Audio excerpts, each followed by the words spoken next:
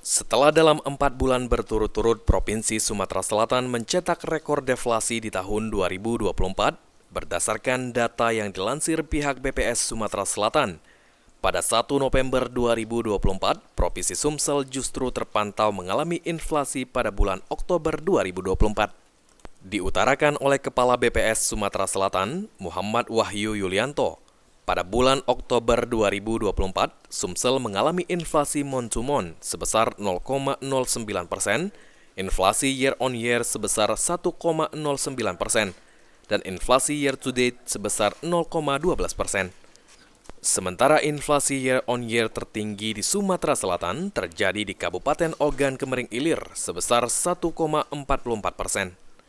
Kita sampaikan terkait dengan inflasi Oktober setelah berturut-turut 4 bulan mengalami deflasi dan di bulan Oktober ini mengalami inflasi sebesar 0,09.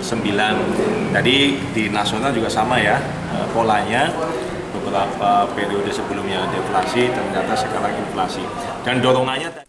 Ditambahkan Kepala BPS Sumatera Selatan, untuk 3 kelompok pengeluaran yang turut andil tertinggi inflasi month-to-month di Sumatera Selatan, yakni perawatan pribadi dan jasa lainnya 0,10%, makanan, minuman, dan tembakau 0,03%, serta perumahan, air, listrik, dan bahan bakar rumah tangga 0,02%. Sandi Pratama, PAL TV.